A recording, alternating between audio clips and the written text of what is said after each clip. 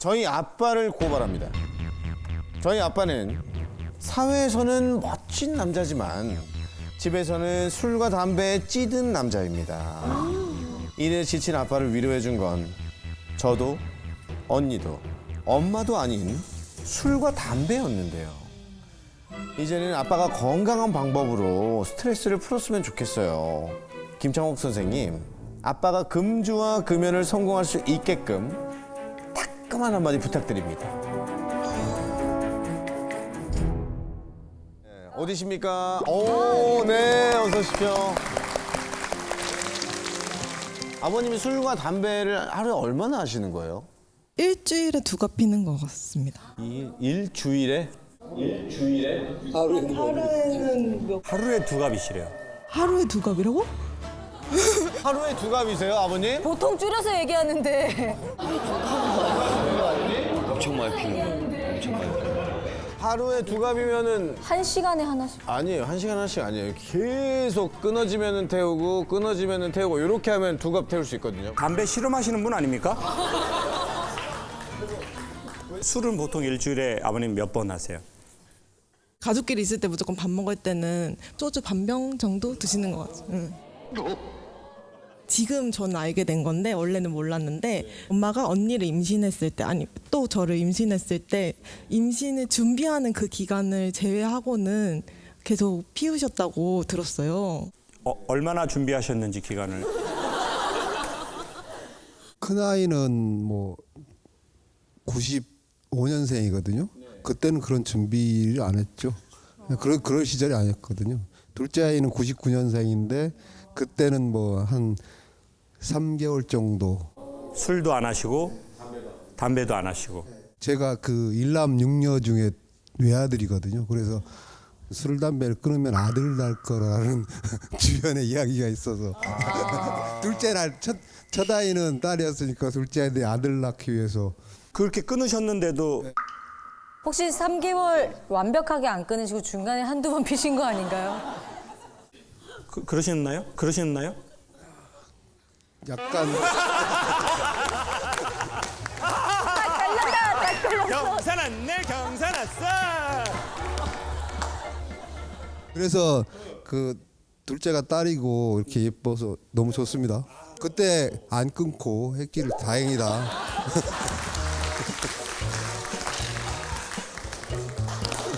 핑계 없는 무덤 없어.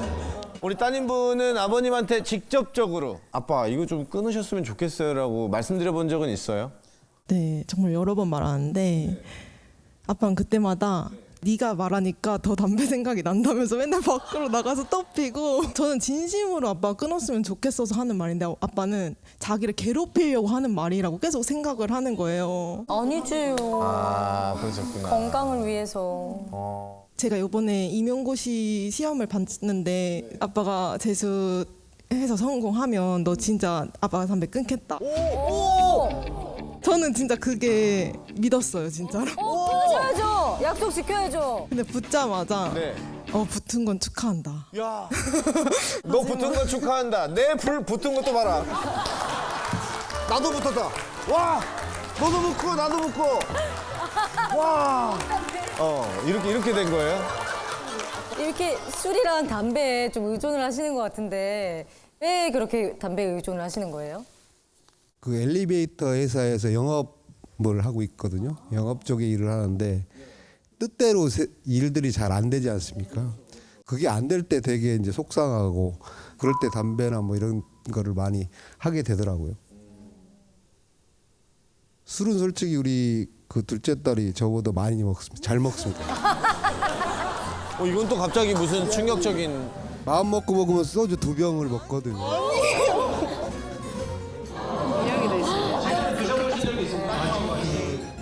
뭐 일단 저는 뭐 따님께 그런 말씀 드리고 싶어요. 술을 줄여라.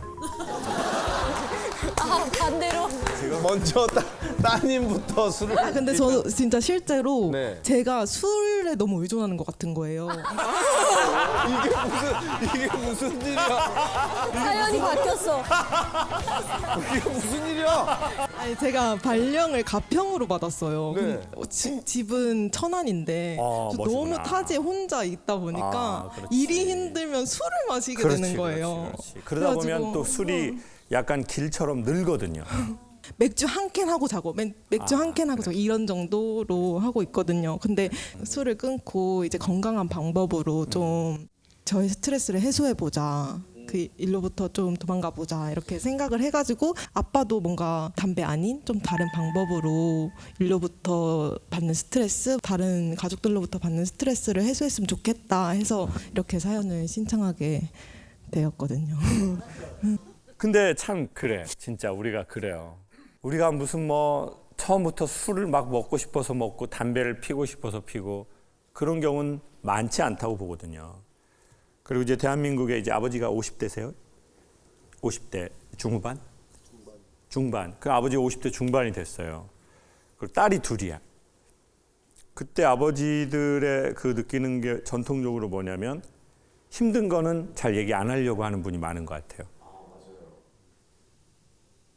근데 이 영업이라는 게 당연히 뭐 이게 참 누군가한테 뭘 판다는 게 진짜 쉽지 않은 것 같아요.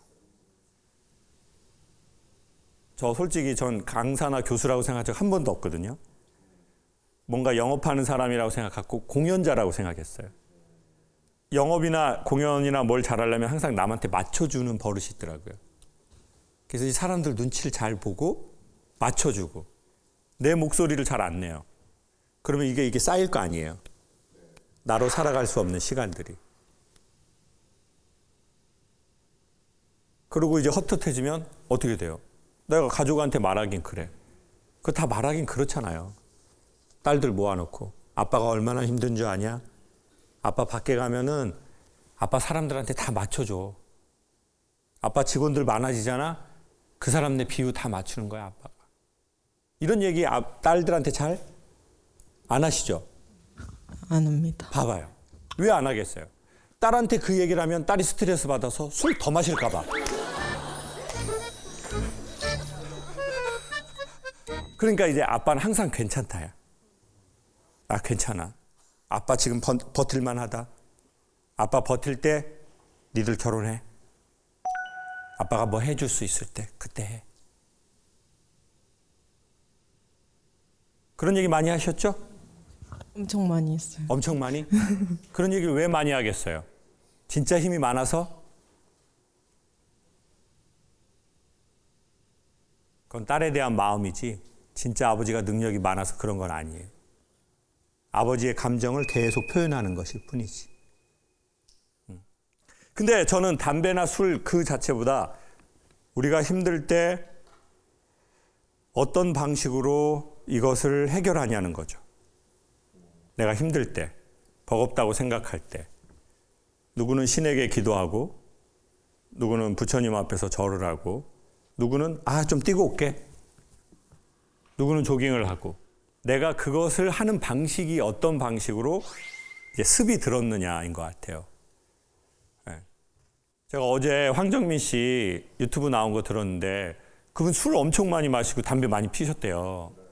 근데 술도 끊고 담배도 끊으셨대요. 그래서 후배들이 왜 끊었냐고 그랬더니 50이 되는데 내가 이때까지 힘들게 살아왔는데 나한테 선물 하나는 줘야 되지 않겠냐는 생각이 들더래요. 그래서 뭐 어떤 차 하나 뭐 사셨냐고 그랬더니 담배를 끊어야 되겠다는 생각이 들더래요.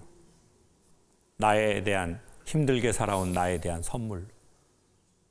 근데 그 접근 방식이 진짜 멋있다. 너무 멋있다. 금연의 개념이 아니라 이때까지 힘들게 살아온 50이 된 나에 대한 선물로 주고 싶었다는 거예요.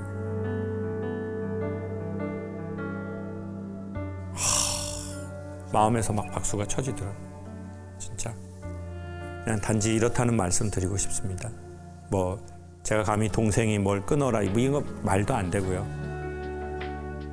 세상의 모든 아버지들에게 그 모든 세상의 부모님에 대해서 박수 한번 드리고 싶습니다.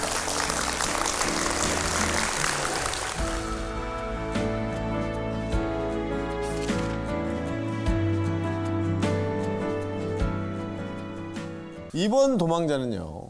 술 때문에 졸혼 위기라고 하는 도망자의 사연입니다. 도망자의 사연입니다. 안녕하세요. 결혼 19년차 부부입니다. 제 배우자는 술을 미치게 좋아합니다.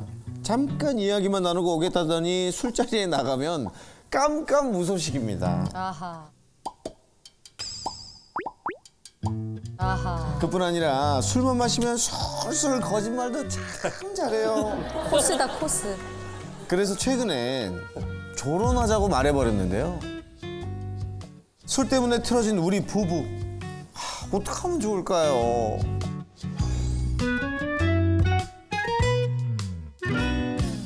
일단 주인공을 만나보도록 하겠습니다. 술 자, 마시고 어디 연락 안 계십니까?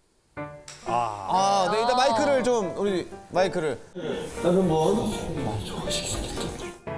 어느 정도 술을 드시길래 지금 고민이 어마어마하신데요. 자, 우리 남편분. 대체 어느 정도 드시길래 왜 이렇게 원망을 사고 계시는지. 제가 먹는 게 아니고요. 네. 술은 제 와이프가 네. 술은 제 와이프가 먹는 거예요. 와이프분께서 사연은 제가 보냈고요. 본인의 이야기가 아니고 아내분의 이야기. 네. 사연 제 얘기입니다. 잘못 짚었어. 제가 지금 너무 이런 그 편견에 갇혀서 세상을 살아왔던 것 같습니다. 지금 특히 그 담배 아버님의 빌드업이 있어가지고. 그러면 잠깐만 얘기가 좀 조금 달라지긴 하는데 술을 마시면 깜깜무소식이라고 하셨잖아요. 네. 아내분이 그럼 연락이 끊기시는 거예요? 네. 일단 술을 마시러 나갈 때는요. 네. 잠깐만 먹고 올 거고 9시 전에 올 거고 2차는 집에서 할 거니까 준비해 놓고 그렇게 말하고 나가거든요. 네, 네. 근데 9시 되면 연락 안 되고 뭐 일찍 들어오면은 12시? 네, 네. 일찍 들어오는 날은 제가 미니멈입니다. 칭찬해 주죠. 12시 전에 들어오면 감사하다고. 감사하다고. 제가 조금 많이 논다 하면 네. 해 뜨면 들어오고. 코로나가 있었잖아요. 네, 야, 그렇죠. 그때 통금 시간이 있었잖아요. 맞아요. 아이가 하나 있는데 아들과 저는 이 코로나가 계속 유지됐으면 좋겠다. 그 통금 시간이 있으니까. 통금 그 시간 엄마가 일찍 정도였어요. 들어오니까. 그리고 저희 와이프가 지금 많이 땀 흘려서 그러는데 네네. 약간 질서가 좀 잡혀 있어요. 네. 예쁘세요. 그래가지고 콩깍지. 많이 찾으러 다니기도 하고요. 제 조카들이 제 생일일 때 킥보드 어린이용을 사줬어요. 네. 직장 옆에서 술을 마신다고 해서 거기를 가서 그 중심상가를 가서 한번 찾아봐야겠다. 보통 대리기사님들이 킥보드 타고 이제 술집 주변 네. 이렇게 근데 이게 수동으로 이렇게 발로 이렇게 밀어서 다니는. 근데 못 찾았어요. 찾지는 못하고 집에 왔더니 집에 있더라고요. 보통은 술 먹는 장소를 저한테 공지를 잘 안 하거든요. 네. 찾으러 갈까봐. 공지.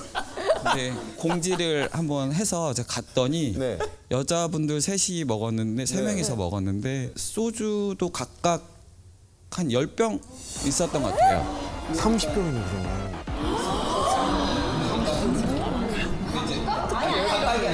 아니. 각각이 아니라 10병. 토탈 10병.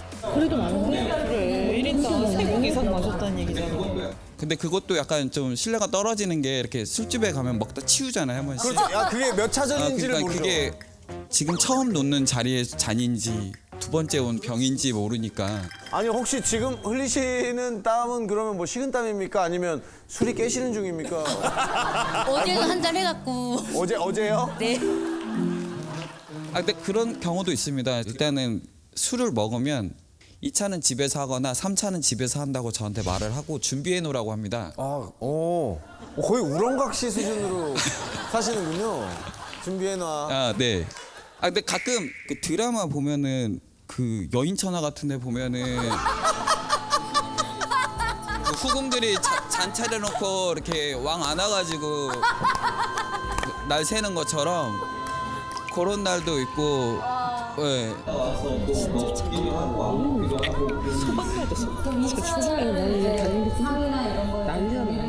혹시 그러면은 남편이 술 먹을 때 아내분은 이제 어떻게 똑같이 이해를 해주시는지? 제가 9시, 10시에 좀 늦으면 전화 와요. 늦게까지 술 먹는다고. 이거는 약간 아니, 내로남불. 그러면 아내 입장에 직접 들어볼게요. 마이크 좀 건네주세요. 아 근데 그냥 바깥에 나가서 사람들하고 술을 마시면 네. 이 사람들하고 있는 게 너무 좋아서 휴대폰 자체가 무음이에요. 저는 맨날. 그래서 족쇄를 하나 해줬어요 오빠가. 족쇄는 뭐예요? 벽치. 시계. 네. 울리지. 근데 제가 10시만 되면 취침 모드를 해놔갖고 연락이 안 돼. 예, 그리고 연락이 오면 엄청 와요, 진짜. 전화기를 못 걸어놓겠어, 창피해서. 너무 창피해요, 좀. 제가 직장 생활을 하면서 돈을 벌잖아요. 네. 그럼 이렇게 마실 수도 있고, 제가 술에 취해서 그리고 다음날 출근을 잘해요, 또. 제가 정말 최근 들어 여성 빠따 때리고 싶은 적은 처음이거든요. 제가 정말 아니 진짜 김미자 이후로는 처음이에요. 아니 근데 저희가 한번 여쭤보고 싶은 게 남편분이 술 먹고 한 9시, 10시, 11시 막 그때 들어오면 그거 싫어하시는 거예요? 네. 집에 들어서 살림을 해야 되는데 밥도 해야 되고 집안일을 다 해야 되는데 안 해놓잖아요. 집안일 다 해야 되는데 안 해놓잖아요. 집안일 다 해야 되는데 안 해놓잖아요. 그러면 조론을 생각하신 건 누구세요? 남편분? 저요. 조론을 생각하신 건 진지하게 생각하신 거예요? 아니면 진짜 홧김에 생각하신 거예요? 계속 이제 나이가 조금 저도 이제 조금 드니까 네. 일단은 술상 보는 게 너무 힘들고요.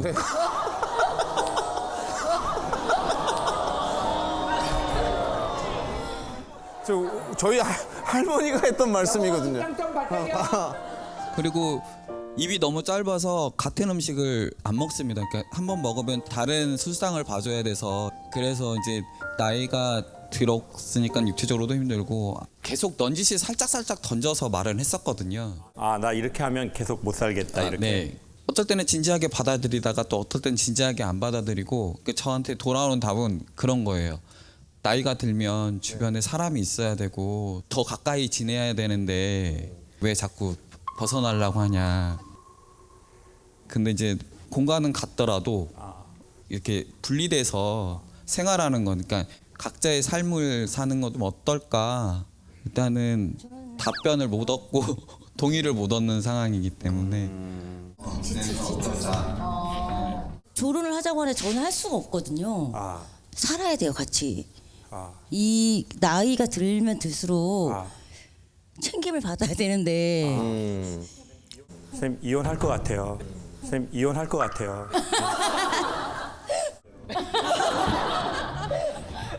선생님 말이 진심이라면 이거는 합쳐질 수 없는 관계잖아요. 선생님 그 마음이 진짜 진심이라면. 아니에요. 아니에요. 저희 어머니가 아버지가 제가 보기엔 좀 말도 안 되는, 아버지 딴에는 당신 딴에는 당연히 이해가 있고 사유가 있겠지만 두 사람의 관계를 객관적으로 보기에 너무 반복되는 그런 일을 하셨거든요. 어머니가 처음에는 이거 하다가 다 받아주시더라고요. 희한하게. 아버지가 장애도 있었고 뭐 여러 가지 이유가 있었겠죠. 내 남편이기도 하고. 근데 어머니가 어떤 나이대가 딱 지나시니까 섬뜩하리만치 이야기에 살이 오르더라고요. 이 살기가 와 이제 엄마 저 기운이 어우 막 이런. 근데 아버지는 놀랍게도 저희 집의 경우에는 80이 넘어도 안 변하시더라고요. 그러니까 이제 엄마가 이제 이게 악에 받쳐서 아버지한테 그게 나가더라고요. 그리고 아버지 돌아가셨거든요. 그 엄마가 3년째 힘들어 하시는 거예요. 그것도 왜 힘들어 하시냐고 그랬더니 그때 엄마가 악에 받쳐서 아빠를 막 이렇게 했단 말이에요. 그게 또 엄마 미안하대요. 후회스러워. 죄송하지만 자녀 입장엔 그 모든 게 다 유쾌하지 않아요. 아버지가 그렇게 하신 것도 이해는 하지만 그렇고 엄마도 불쌍하고 안타깝고. 왜냐하면 두 분만 생각할 수 없는 게 아이도 있잖아요. 그 아이는 지금 몇 살이죠? 고3이요. 고3. 그러면 이제 그 전부터 아이가 섬세할 때부터 이걸 다 봤을 거라고요. 그게 아이의 삶에 심지어는 엄마 아빠가 돌아가셔도 아주 강하게 어떤 식으로든 영향을 미칠 거예요. 물론 그 바람을 타서 아이는 자기의 배를 전진하게도 할 수 있을 거예요. 근데 그런 아이들은 죄송하지만 극소수예요. 저 선생님이 얘기했다니까요. 단기 기억 상실이 오고 알츠하이머의 증상들이 오는 건 선생님이 보기에 가장 큰 것은 엄마 아빠 싸운 걸 많이 본 트라우마라고 그랬어요. 트라우마는 뇌로 하는 게 아니라 몸이 기억한다고.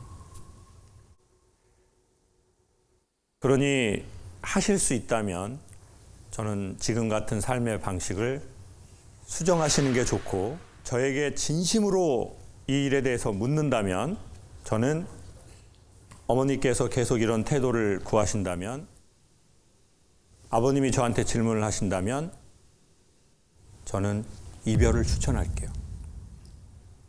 아버님의 삶과 자녀를 위해서.